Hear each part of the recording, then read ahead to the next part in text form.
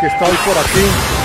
Venga para acá. Agendaldía.net lo mantiene informado con las noticias de la actualidad política, económica, social y cultural. También puede hacernos llegar sus opiniones y contactarnos al 310-334-8102. Síganos a través del Facebook Live. Estaremos en cada rincón donde se encuentre la noticia. Agendaldía.net, la noticia en sus manos. La tenía entre el tintero yo, pero la hace también Camila Carvajal Oquendo a través de YouTube. Esto también para mandarle un mensaje a las personas que están siguiendo a través de nuestros canales esta transmisión. Y es sobre Henry Pérez. Sé que en el auditorio también hay personas que están queriendo preguntar por esta persona y la responsabilidad de las FARC en la desaparición de esta persona. Por favor, ¿qué nos puede decir al respecto?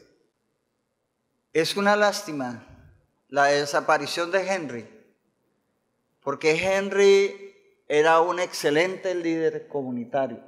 Esa misma pregunta me la hicieron en Tibú, y especialmente la esposa de Henry, que Monseñor recuerda. Y miren cómo es la vida. Ahora lo podemos decir porque no pasa, seguramente no pasa nada. Pero esa familia era una familia muy querida por nosotros. Y particularmente Henry. Yo hablé varias veces con él. Cuando ese periodo difícil, Jorge Iván, Henry era de los que se atrevía a ir a conversar con nosotros, a preguntar por gente que se perdía en la gabarra, por ejemplo, que no se sabía quién lo tenía, se desaparecían y Henry se embarcaba en una canoa y se iba a buscarnos 1 o 2 días hasta que nos encontraba y a ver si podíamos dar razón de alguna persona o preocupaciones que surgían por temas de orden social, de orden económico, a veces por los mismos problemas de inseguridad, y conversábamos. La última conversación que hicimos con Henry, recuerdo, fue cuando fue acompañado con como unos 20 líderes de la comunidad a hablar en el tema de la minería en la zona del Catatumbo, que nosotros qué percepción teníamos de la minería. Y desde entonces no volví a ver a Henry. Estaba en las conversaciones de paz en La Habana cuando recibimos la noticia de la desaparición. Pero les puedo asegurar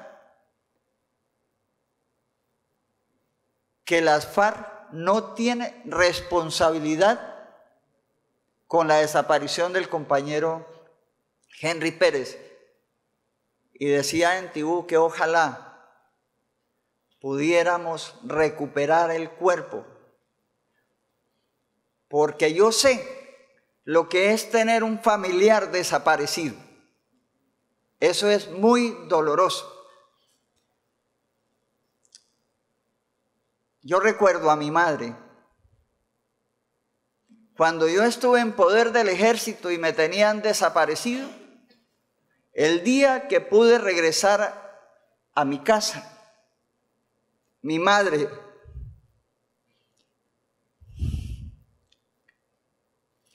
tenía los ojos inflamados de llorar.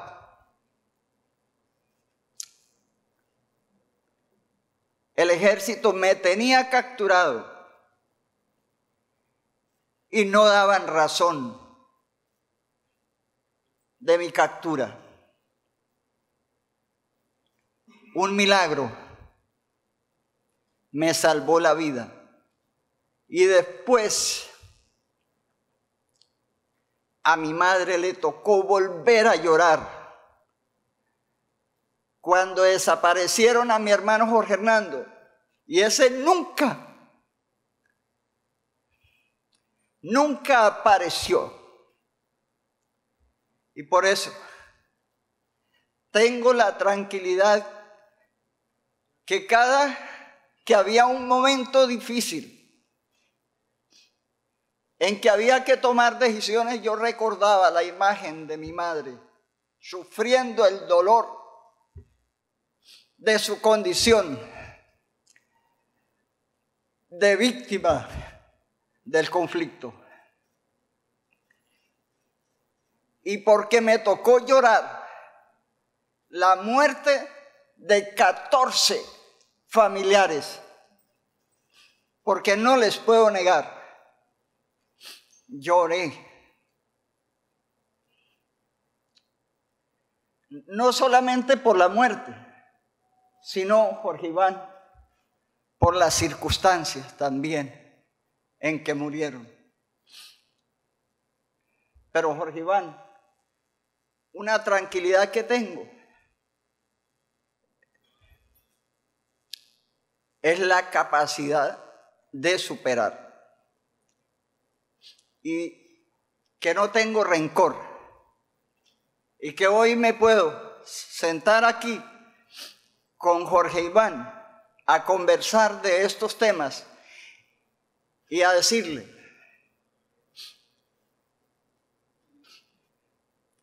que con toda la experiencia de haber vivido el conflicto y de haber participado en él, y en memoria de las víctimas, y para la sanación de los sobrevivientes y las sobrevivientes, que no desmayemos en la búsqueda de la más amplia reconciliación, de la búsqueda más amplia del perdón, de la búsqueda de un cierre definitivo del conflicto y de una paz completa, estable y duradera. Llamemos a todos los factores políticos, a las fuerzas políticas, a los empresarios que tuvieron que ver con esto y a los que no tuvieron nada que ver con esto, a que hagamos un pacto político de nunca más a la violencia, de un cierre definitivo del conflicto, de que nunca más se repita lo que vivimos y lo que nos ha causado tanto dolor.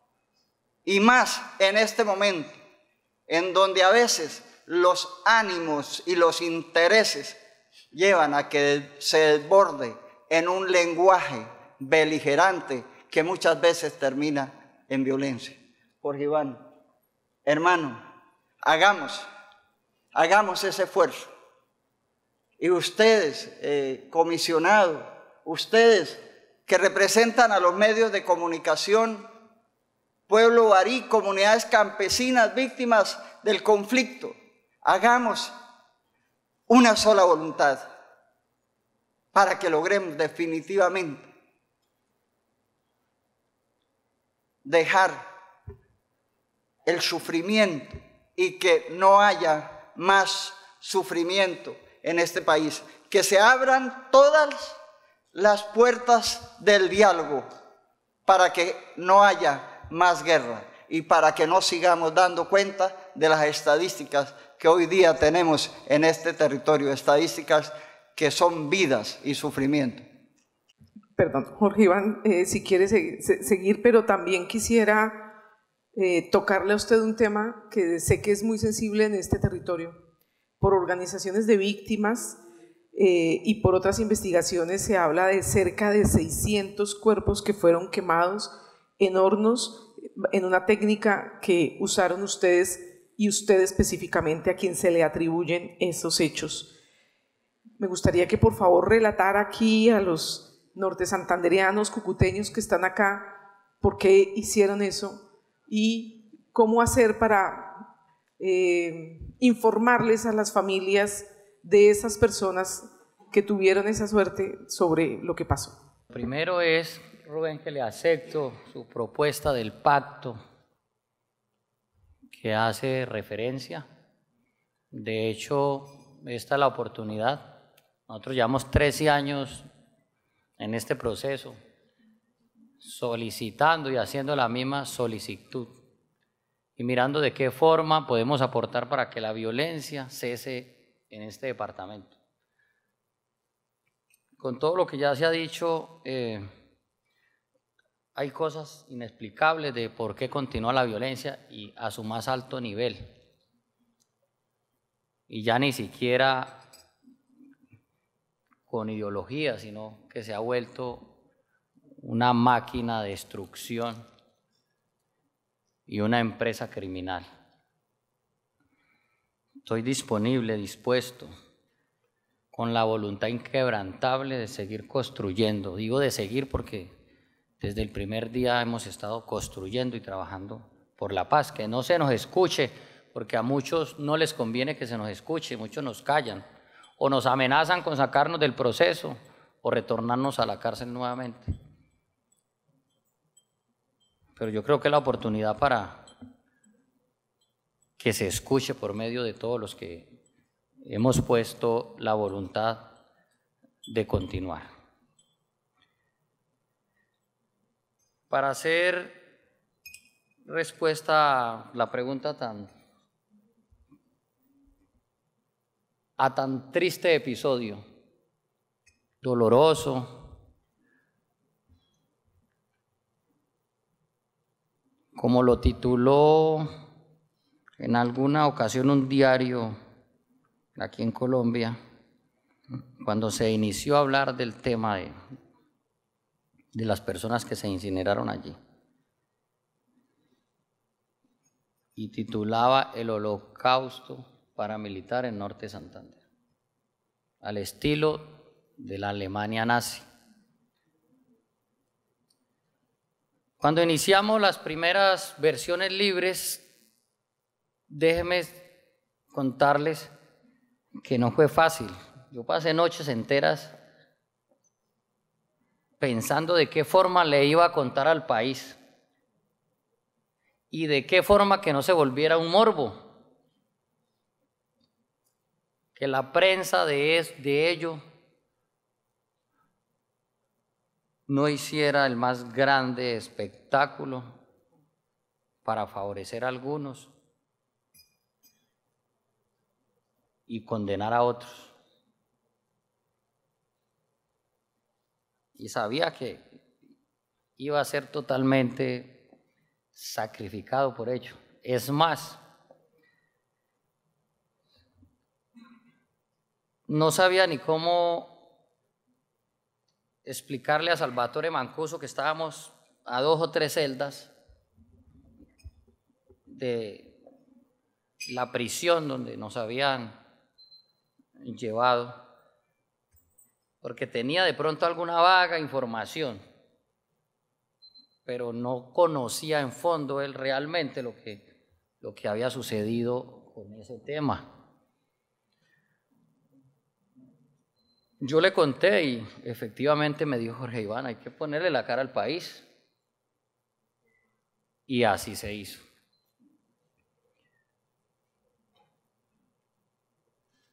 Vamos a tomar unos 2 o 3 minutos más porque yo sé que todos quieren escuchar cómo y por qué se llevó a cabo un acto tan bárbaro, vergonzoso, cruel.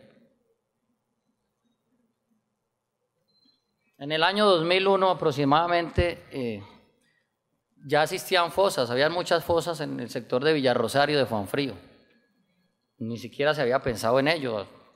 Se llevaban, se retenían personas acá en Pamplona, en Chinácota, en El Zulia, en Ragumbalia, en Salazar de las Palmas, en Sardinata, en cualquier parte de lo que era la jurisdicción de Frente Frontera, y se llevaban a ser interrogadas. Algunos se soltaban, otros pues desafortunadamente se ejecutaban y se enterraban en fosas comunes. Esa es la realidad. En una ocasión algunos miembros de la Fiscalía, los cuales nos hemos hecho referencia y hemos dicho quiénes, manifestaron, hay una operación o hay una información que en el sector de Juan Frío hay unas fosas comunes y la Fiscalía viene a una comisión de Bogotá a hacer las exhumaciones. Eso va a causar un escándalo a nivel nacional de eso. Pues como a nosotros no nos convenían esos escándalos, llamé al comandante Armando Rafael Mejía Guerra, que fue asesinado después de haber salido del proceso de paz hace 2 o 3 años, de haber cumplido con su pena de 8 años, pero él pagó 14, 15 años. Y le dije, ¿qué vamos a hacer frente a esto? Pues mire, si los cambia de sitio o los desentierra y los pasa a Venezuela. En ese momento, entre él y yo, nos surgió la idea de incinerarlos. Eso es una realidad. Aquí se han creado mitos también que no son reales. Pero eso nació ahí en una reunión en una base que teníamos en la vereda del Guayabo, en la frontera con Venezuela, hacia la vía a Vigilancia. Y le dije, él me manifiesta, allí hay unos hornos donde, que están inclusive abandonados, donde hacen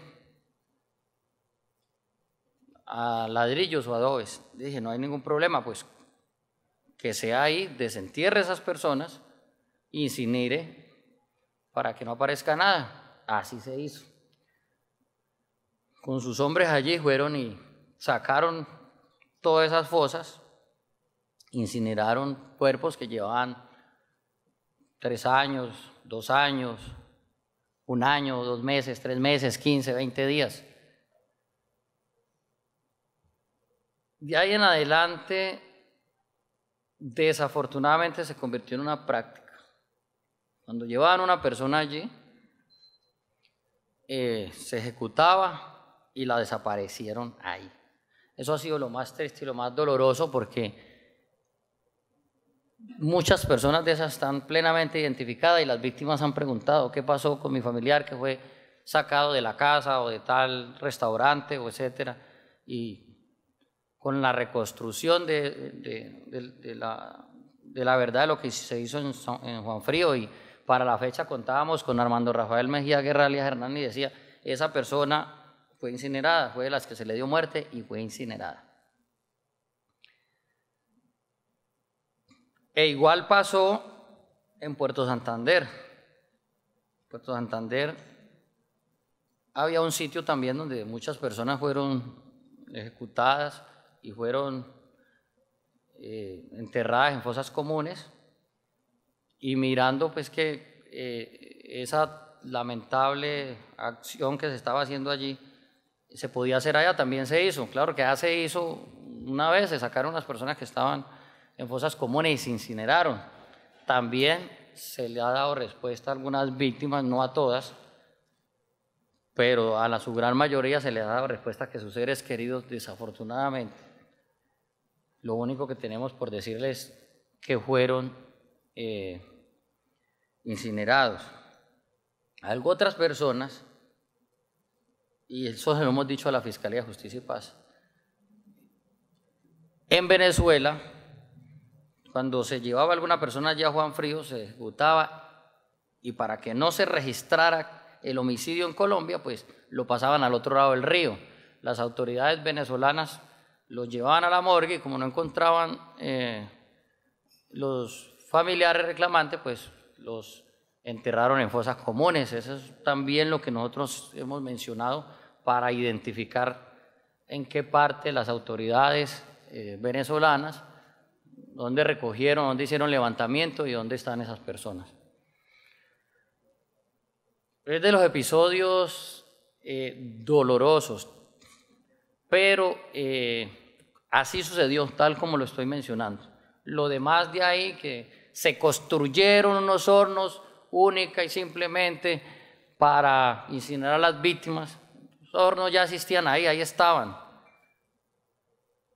y no estoy justificando, tampoco debió de haber pasado. Habían ya unos hornos donde hacían ladrillos y tomamos la errada, irresponsable decisión de incinerar personas que ya estaban muertas, estaban enterradas, y la práctica siguió. Darle a Friván, porque escuchando esto me surge una pregunta: ¿cómo pudo pasar todo esto acá en las goteras de la ciudad de Cúcuta,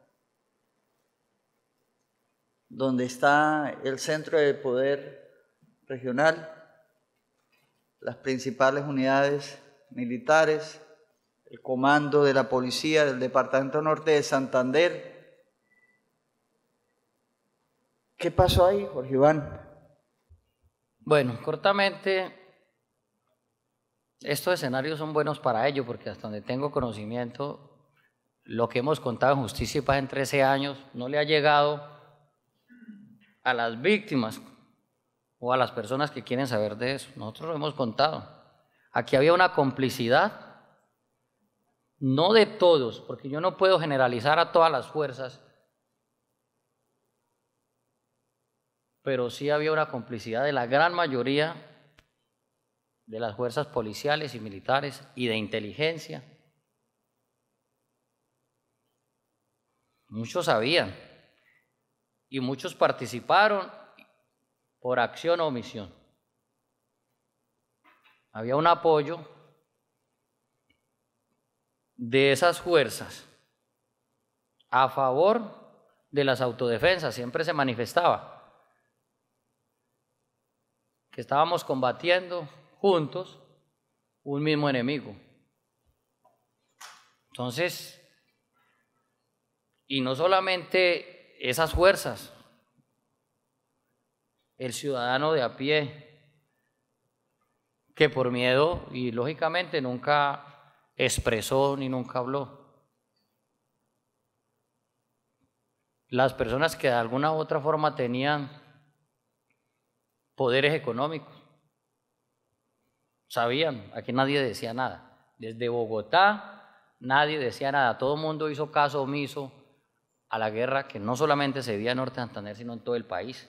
Y yo me pregunto, hoy en día se dan golpes de pecho cuando sabían lo que estaba sucediendo en estas regiones, o cuando lo aplaudían, o cuando decían que estaban de acuerdo con el accionar o el desarrollo de esos proyectos que las autodefensas estaban haciendo en cada rincón del país.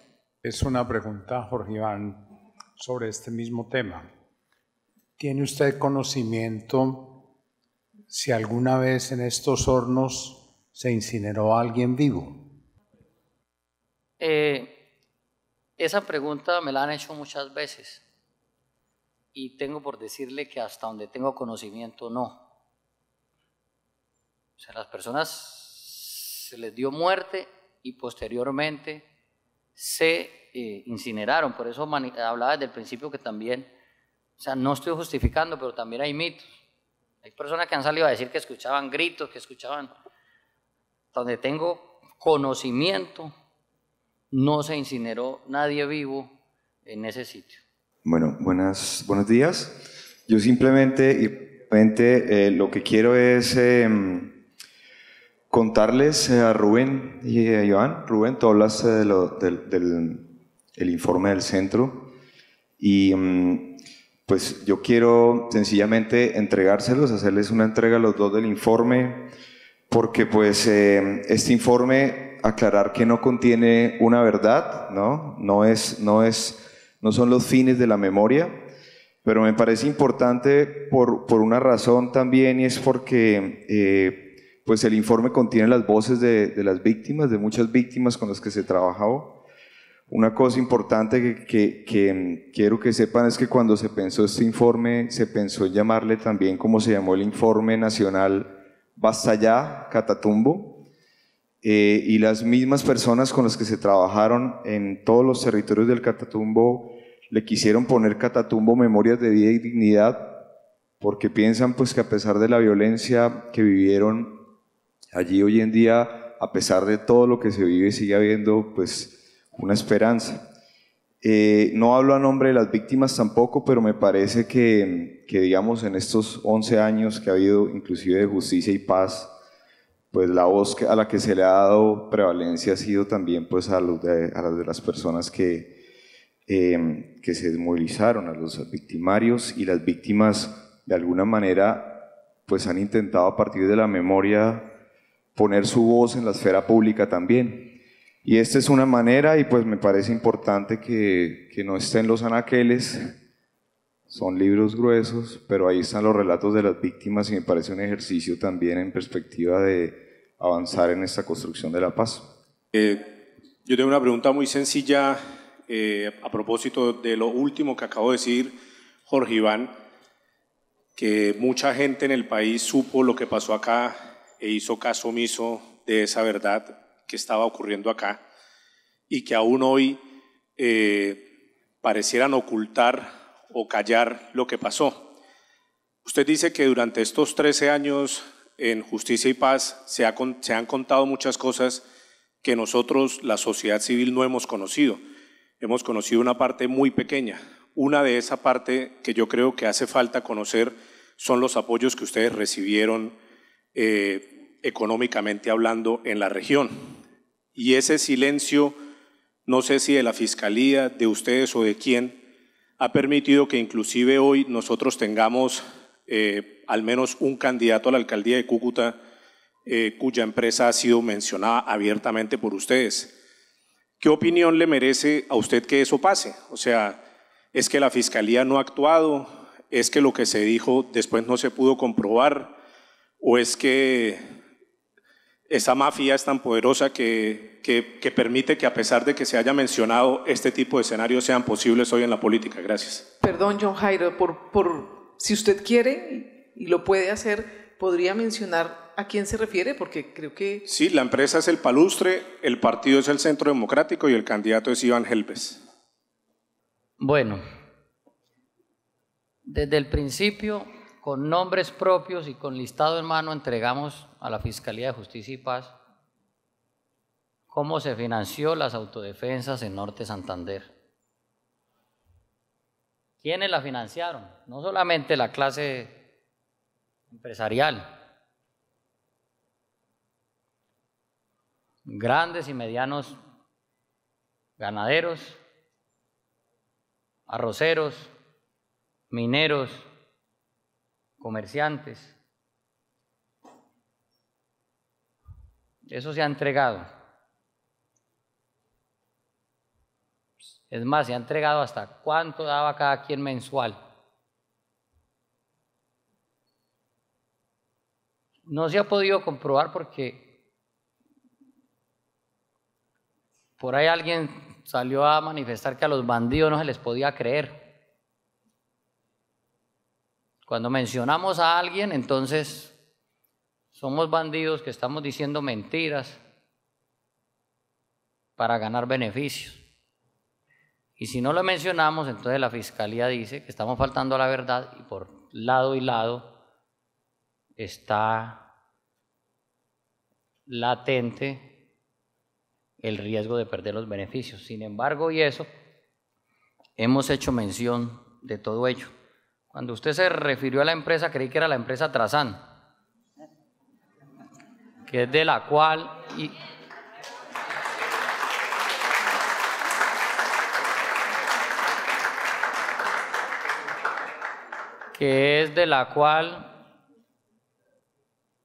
participó abiertamente en la financiación de grupos de autodefensa y quien su representante hoy en día vi por ahí me sorprendió porque no sabía, candidato. Y ha amenazado con hacerme perder los beneficios, que porque estoy diciendo mentiras. No tengo interés de perjudicar a nadie, simplemente es manifestar las personas que de alguna forma contribuyeron. Algo otros contribuyeron y están bajo agache porque… los encargados de las finanzas, que son los que administran el no existen o están muertos, o aparecieron muertos después de la desmovilización. Qué raro que Andrés Bolívar, un teniente retirado del ejército, quien era el comandante general de las finanzas, y el Campo Elías Galpi, quien era el comandante político de todo el bloque Catatumbo, y que estaba radicado acá en la ciudad de Cúcuta, y trabajamos de la mano, hayan muerto días después de la desmovilización de la autodefensa. En el caso de Andrés Bolívar, mesecitos antes de la desmovilización. Con ellos se fueron muchas verdades. Entonces, lo hemos contado. Están en los anaqueles, están en los CDs, todo lo que hemos contado. Por eso digo, hombre, qué bueno que publicaran todo aquello. Y si esas personas, y muchas no están en la cárcel, es por lo mismo, se han defendido con uñas y dientes, diciendo que son inocentes, que no tuvieron que ver con el fenómeno de autodefensa en el departamento, y que nosotros simplemente somos unos delincuentes que estamos mintiendo. Entonces, es el poder también que se sigue manejando, que sigue incrustado en las altas esferas de este departamento, que no ha permitido. Y por mucho que hablemos y por mucho que digamos, hay muchas cosas que hay que exigir, y ahí sí hay que exigirle a la justicia que las saque a flote. Hoy en día, tengo para decirles, tenemos un fiscal que considero, un fiscal nuevo, o ya lleva un tiempecito en Justicia y Paz, y de pronto no saben mucho, viene callado, pero viene trabajando enormemente, duro. Esta semana me di cuenta todo el trabajo que ha venido realizando, y en cualquier momento las víctimas van a estar de acuerdo con lo que digo, y es el doctor Zafra, que es el nuevo fiscal, que es el fiscal de Justicia y Paz, el último que hay, y ha venido trabajando muy duro con todo ese tema. Lo que pasa es que no se ha visto, pero en algún momento van a ver el trabajo que viene haciendo, y yo considero que eso le está dando otro giro a este proceso. La ferretería, ahí están las versiones libres, donde Orlando Arteaga Bocanegra desafortunadamente también pagó y murió 3 meses después. Mire, que es que nos han venido matando. Hemos ido saliendo después de cumplir con el proceso de Justicia y Paz, y los han ido matando. Y se salen diciendo que es que siguieron delinquiendo. Con eso tapan todo. Orlando Bocanegra Arteaga habló del tema del palustre. Dijo cómo se financia, cómo financiaba.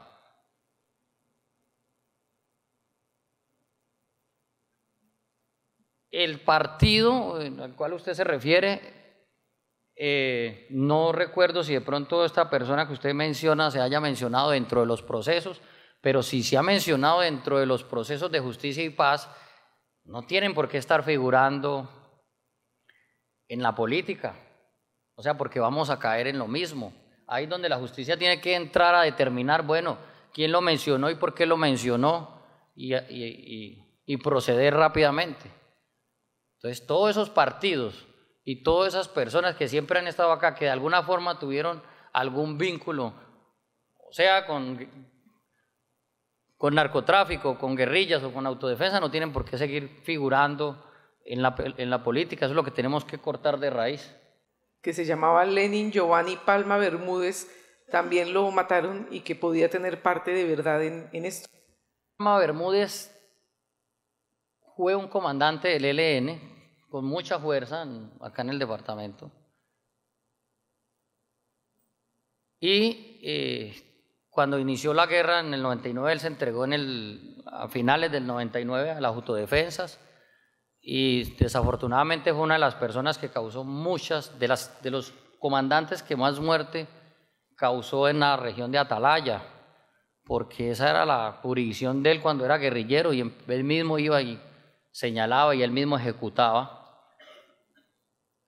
Y efectivamente salió de la cárcel, y creo que hace aproximadamente unos 6 o 7 meses le dieron muerte.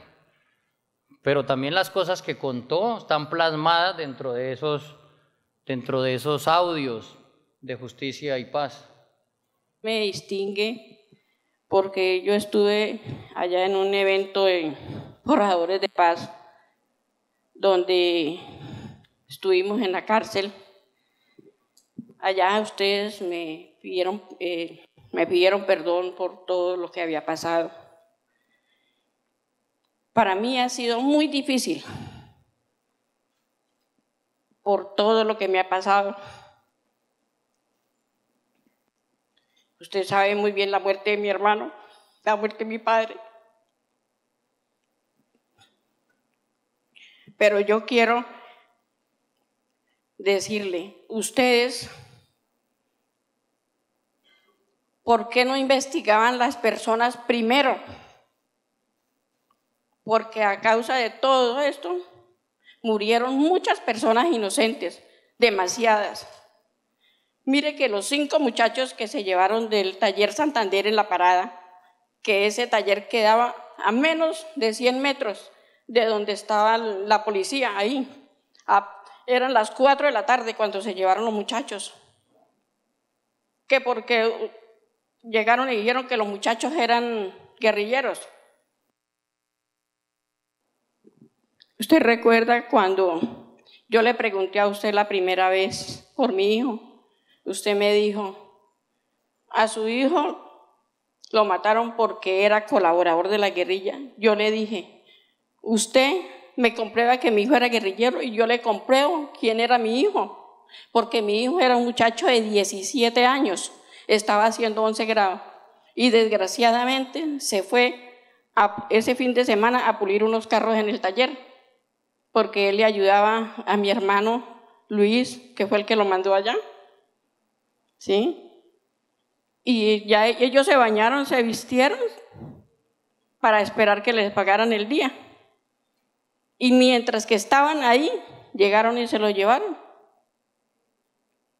En la versión que me dio Hernán, porque ya me acuerdo muy bien la fecha, que fue el 19 de febrero del 2010, Hernán me dijo, no espere encontrar nada de su hijo, porque primero a ellos los torturaron, los mataron y luego los llevaron a una fosa común donde duraron enterrados 4 meses, luego fueron a los hornos. Le digo yo, ¿usted está seguro? Yo le dije, dijo, sí, porque la mayoría de las fosas comunes, prácticamente todas esa osamenta se sacó y fueron a los hornos. Entonces yo digo, ¿por qué? Para mí ha sido duro, pero ¿por qué tanta gente inocente? ¿Ustedes por qué no investigaban? Porque conozco muchas madres. Yo hago parte de una asociación de desaparecidos y hay muchas madres que tienen 2 y 3 hijos desaparecidos. La mayoría están en los hornos, ahí tengo varias. Pero esto ha sido muy difícil. Ahora me entero de que el gobierno quiere desaparecer el horno de Juanfrío, que van a tumbar eso. Allá hay mucha evidencia, ¿sí? Yo cuando estaba buscando a mi hijo, fui hasta el cementerio central en San Cristóbal. En ese entonces, en el 2002, porque mi hijo desapareció el 6 de abril del 2002, había en ese entonces 256 personas sin identificar allá. A estas alturas de la vida, ¿cuántos habrá? Bueno, ahorita ya pues es difícil, ¿no? Por la situación en Venezuela. Pero ayuda al cónsul, al uno, al otro, hablé con el gobernador para que me ayudaran con el alcalde de Villarrosario y eso, y no ha sido imposible, porque quiere que le diga una cosa, yo guardo las esperanzas de que mi hijo pueda estar en el cementerio central, porque como ustedes mataban tanta gente, la pasaban al otro lado del río, que yo digo, de pronto ni se acuerden quién era mi hijo, aunque mi hijo era un muchacho alto, mi hijo medía 1,80, era alto, era cuerpado, pero no, y yo tengo las esperanzas de encontrar a mi hijo. De hablar con ella, hablar con usted, de pedirle perdón, de verdad es doloroso, y la he puesto de ejemplo en muchas de las reuniones que he tenido.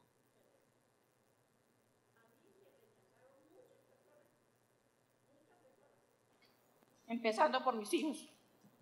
Me rechazaban por el solo hecho de yo haber aceptado el perdón de ustedes. Pero quiere que les diga una cosa, el alivio grande que yo he tenido es el haberlos perdonado. Me quité un peso encima, porque yo ya tenía 2 infartos encima, o los tengo, 2 infartos, me dio una parálisis facial después de que Hernán me dijo todo. A mí eso fue difícil, pero el perdón grande que yo he sentido.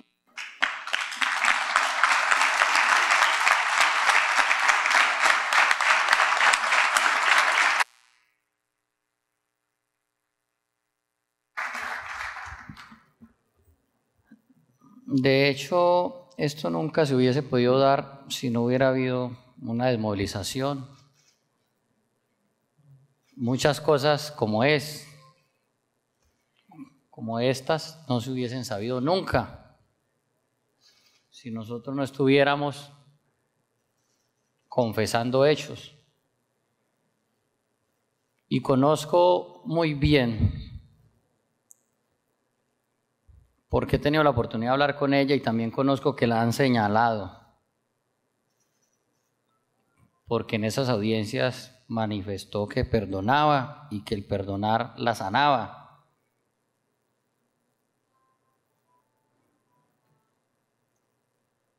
Cuando ella pregunta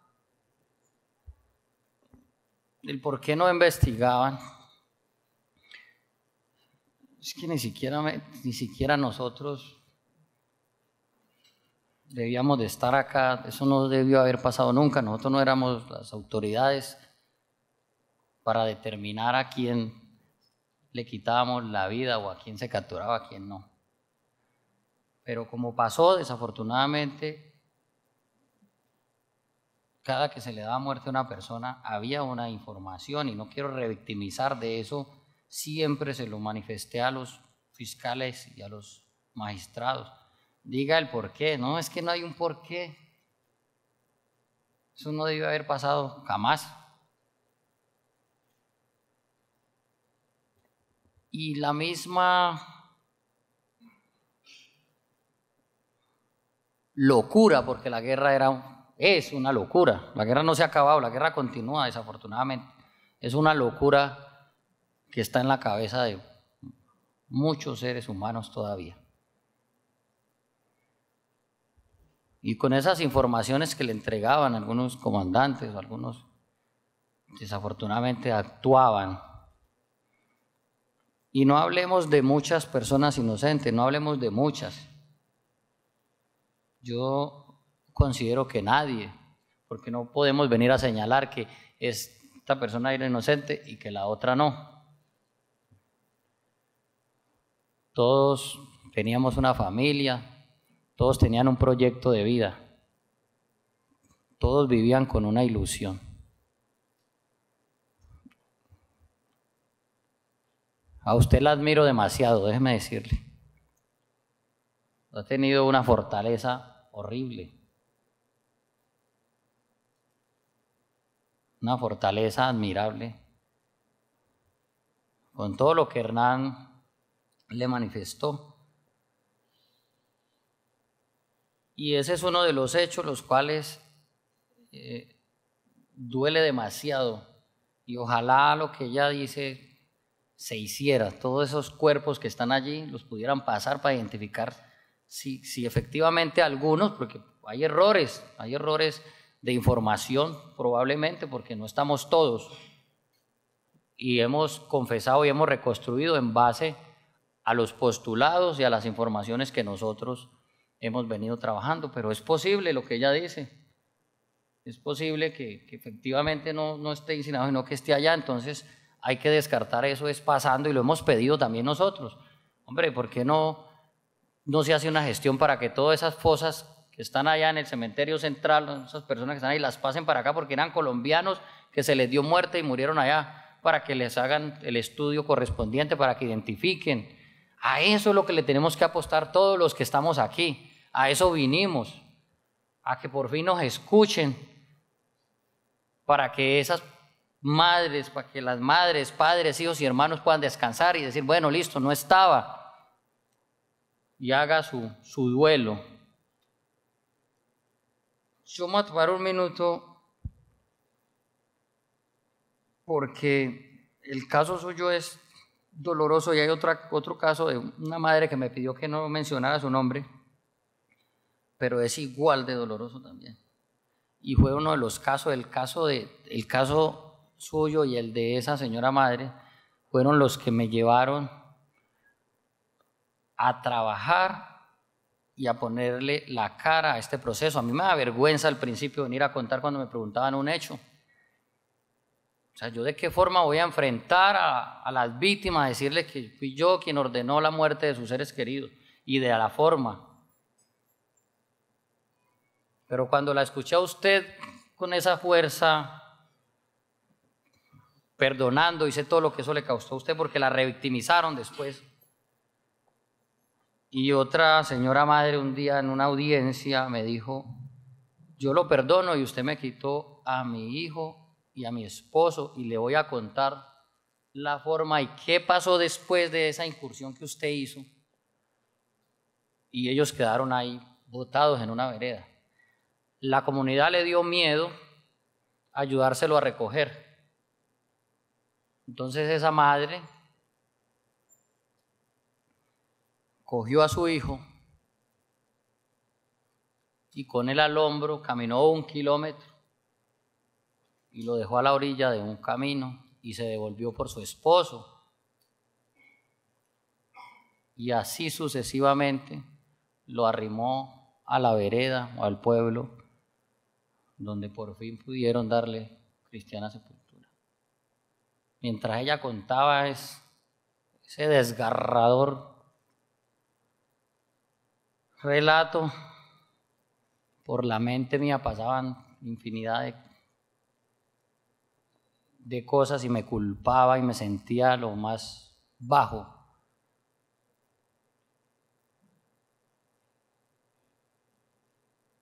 De lo que puede sentirse un ser humano. Pero hubo algo que por último terminó derrumbándome y fue cuando le dijo al señor fiscal, ¿usted me permite o si el señor Jorge Iván Laverde permite que yo le dé un abrazo porque lo quiero perdonar?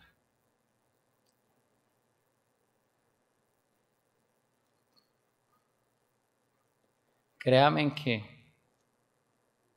fue un suceso para mí que no tiene explicación. Yo temblaba y así es, entró a la sala y sentí uno de los abrazos más sinceros y de perdón que me estremeció, las vibras más profundas que tiene el ser humano y desde ahí me marcó. Por eso digo, lo que ella hizo y lo que la señora víctima que me pidió, no diga mi nombre, me han marcado de las cosas que me han marcado. Y muchas otras, porque también muchas víctimas han ido a decir yo lo perdono de corazón, otras no lo perdono y tienen todo el derecho de no perdonar. Y eso es lo que ha llevado a que sigamos trabajando por la paz, por la reconciliación, a la no repetición. Ha llevado a que esté hoy aquí sentado con Rubén, después de todo lo que escuchaba yo de él y lo que él escuchaba de mí, y después que como fieras nos extermináramos. Y si fuera que nos extermináramos los que estábamos dentro del conflicto, los que teníamos el fusil en la mano, pero terminamos exterminando las personas y los campesinos que nada tuvieron que ver con el conflicto, solo porque este le da un vaso de agua al uno, porque el otro le da un vaso de agua al otro, porque había una información que este era informante o porque había una información que el otro era informante. Cuando las guerras se matan entre los que empuñan el fusil, es doloroso, pero cuando la guerra se termina descomponiendo de la forma que se descompuso en Colombia, donde los que terminan sufriendo la arremetida son los campesinos y los pobladores de los pueblos, municipios y ciudades que solo luchan por tener un mejor mañana. Es donde más duele realmente en el corazón. Y hoy, para terminar, les digo a todos, mi compromiso inquebrantable, así digan, no, está diciendo la verdad, no ha contado toda la verdad. No es fácil por muchas razones, pero yo considero que yo, Jorge Iván Laverde, lo que conozco de lo que pasó, no solamente en este departamento, porque también hice parte de otros frentes en otras partes del país, donde también estoy versionando y contando y asumiendo todo este proceso. Les quiero decir que continuamos esclareciendo, averiguando, investigando, poniendo la cara y aceptando nuestra responsabilidad. Yo acepto que les causé un daño terrible a quienes les quitamos sus seres queridos y a quienes truncamos los sueños de un mejor mañana. Que estoy por aquí. Venga para acá. Agendaldia.net lo mantiene informado con las noticias de la actualidad política, económica, social y cultural. También puede hacernos llegar sus opiniones y contactarnos al 310-334-8102. Síganos a través del Facebook Live. Estaremos en cada rincón donde se encuentre la noticia. Agendaldia.net, la noticia en sus manos.